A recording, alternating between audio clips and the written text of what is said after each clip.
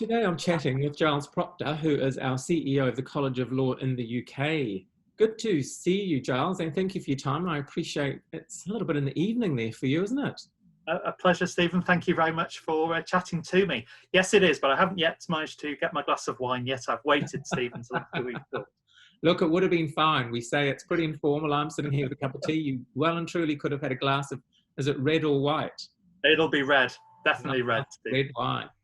Hey, well, look, it's really, really great to have you here and to get your insights from across the other side of the globe. And of course, many New Zealanders, as you are aware, have close ties with the UK, either through family or going on our OE. So it would be really informative to hear just how it's tracking over there and how you're travelling. Thank you. Thank you. Yeah, so it's as I say, it's a strange time for us all, but there's plenty of experiences to draw on in terms of, how we're coping and what we're doing over here. Yeah.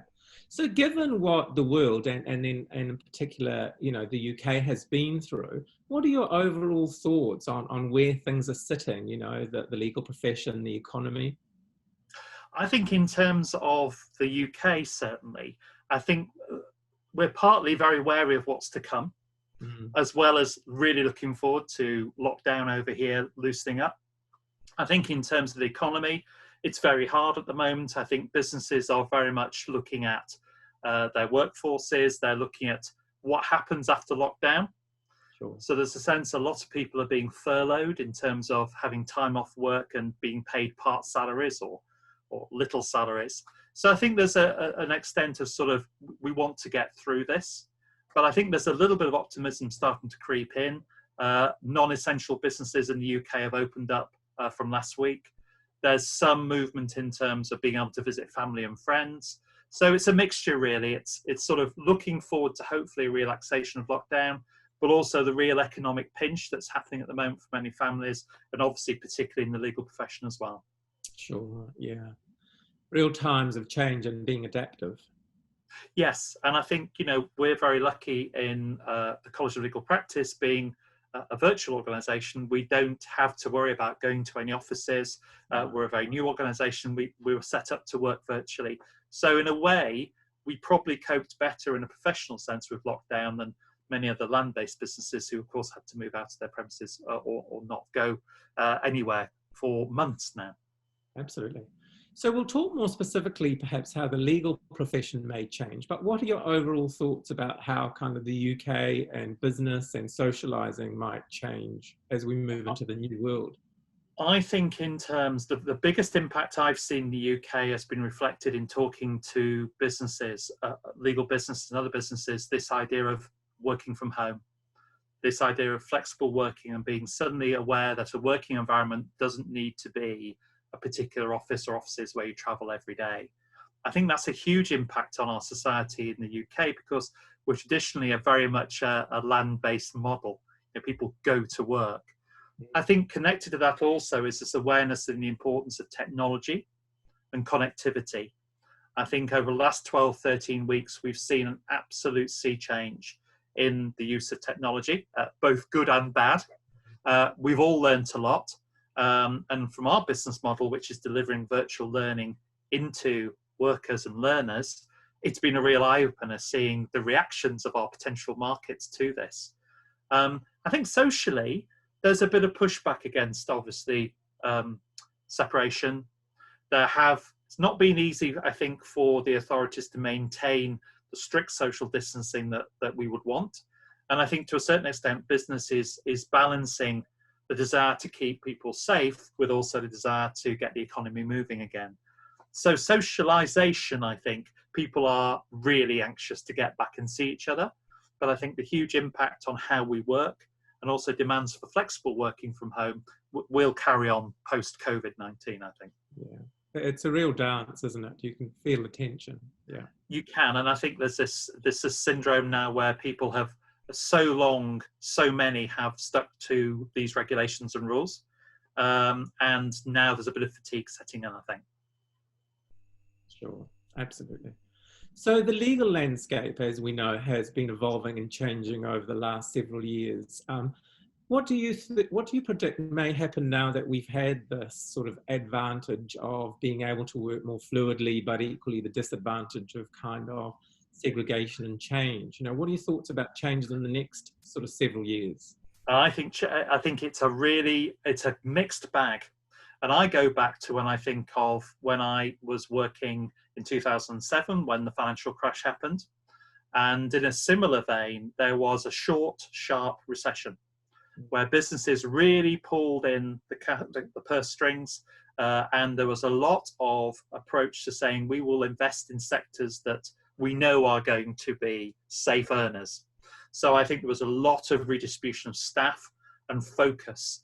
But actually that was amazingly quick in business terms. So I would see within 6 to 9 months that many businesses are functioning as they were before lockdown.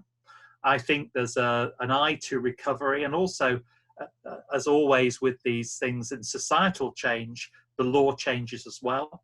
So in terms of the UK in the regulatory market, in areas like health policy and social care policy, there looks already there's going to be an explosion for law and the related regulatory services. So I think you'll see some shift in the emphasis of where the bigger legal sector providers go in terms of their focus. I think in the longer term, it is back to this idea of technology. When we were starting the College of Legal Practice here last year, we were given a lot of encouragement to talk about the idea of virtual learning, but it was an idea. And many people we talked to thought, well, that's an interesting idea, maybe for a few years' time. Now that's, of course, completely changed. So I think the big story will be, certainly in legal services, is clients will want you to be technologically adept and flexible. And good law firms, good lawyers, we follow the client. So I think that's the big story for the next few years is where the client goes technologically, lawyers will have to follow. I agree. So you've segued nicely into that and talked about some of the opportunities. Any other opportunities or challenges that you see coming?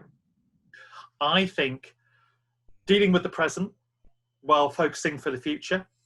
I think the opportunities for young lawyers in particular, I think actually are, and it might sound slightly counterintuitive, brighter now than they were before lockdown. Because law firms, in particular legal employers, have been faced with this idea of flexible working. They've seen that for many of their service providers, their fee earners, they have been actually probably more efficient working away from the office in their own space, providing the technology has held up. Now, there is a certain amount of fatigue around home working per se, but I think for young lawyers, they have seen part of the future, which is flexible working for some of their time, rather than a culture of presenteeism where you have to be in the office to be seen to be doing the hours. So I think that may benefit young lawyers. There may be a greater appreciation of the need for flexibility in the workforce. Yeah, fully agree. Of course, through COVID, what we've seen, I believe, is a heightened understanding and acceptance of health and well-being. But, as we know, and it's always been a big part of the College of Law, the health and well-being is a vital part of organisational performance. What do you think can be done to enhance that? I think there's this challenge that managers, I've been speaking to senior managers in legal firms, have been saying that they found the hardest part of lockdown, and again, it sounds slightly counterintuitive, actually managing those individual one-to-one relationships with their team.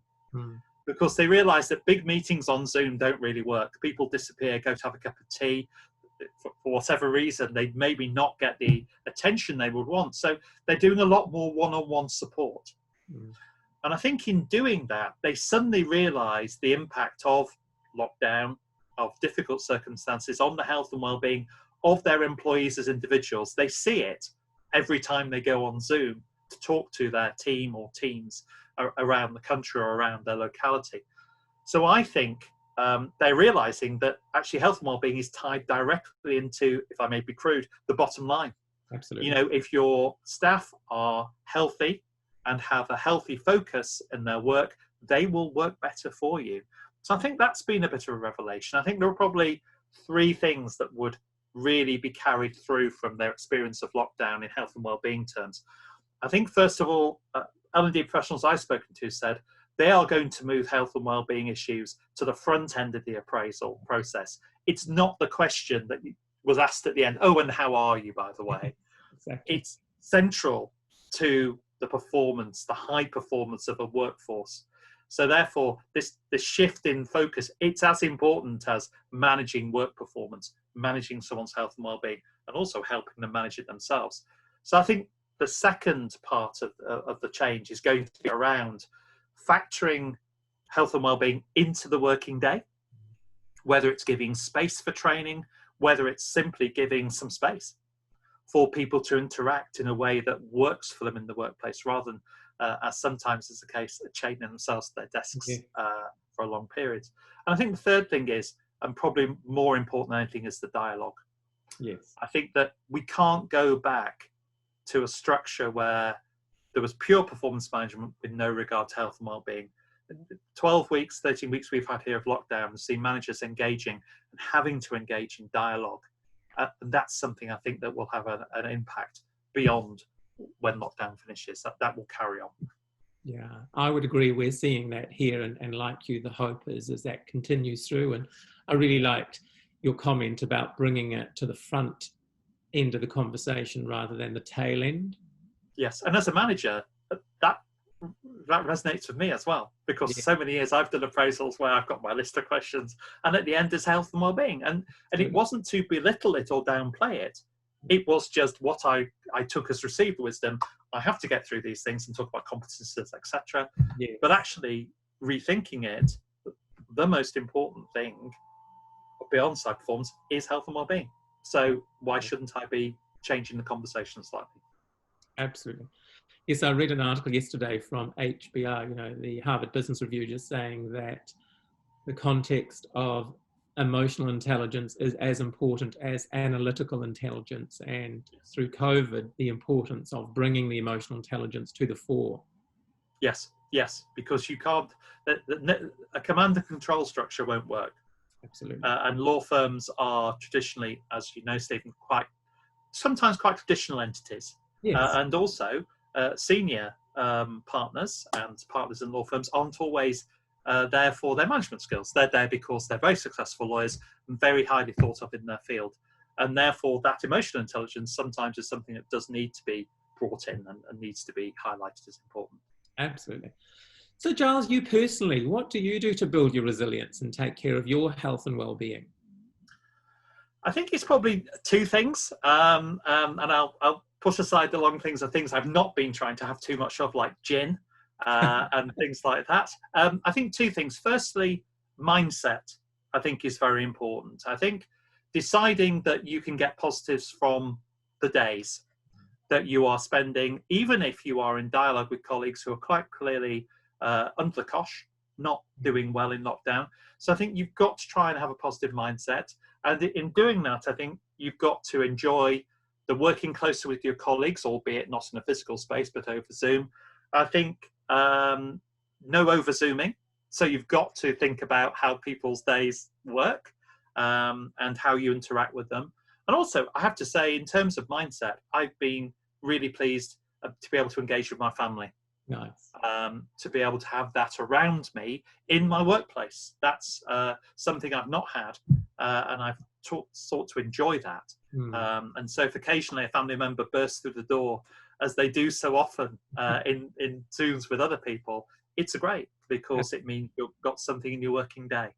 I think the other thing is physical health. We've all had time. Now, it does purely depend on your physical location as to how you've been able to exercise that time. I've just been lucky enough to be able to get out and walk and cycle and build that into my day. Yes. So that I know I've got that to look forward to, whether it's early in the morning or late in the evening. So those are two things for me. I think the mindset and the physical health. Great. So overall, and I know it's a bit of a tough question, but if you were to reflect over the sort of the last several months, what would be your single biggest learning from these experiences that you'll take forward with you? That's just quite a hard question. I suppose my answer, to be honest and straightforward, would be time, use of time. In that what we were all presented with was the sudden removal of so many things that could distract us and take us places, and to bring us back in ourselves where we were just inside largely the same space for days on end with no prospect, at least at the beginning of lockdown, of any change. And what I tried to do is to try and use that time for aspects of my life that perhaps I'd rather ignored because I was busy. And that's to do things I enjoy, but also to do things that perhaps I maybe wanted to do a little bit better. And so for me, I think the greatest thing I hope I've taken from it is that my time is my own. I can use the time in the way I choose. And rather than grump and groan about things I don't have time to do, if I allocate my time, I can.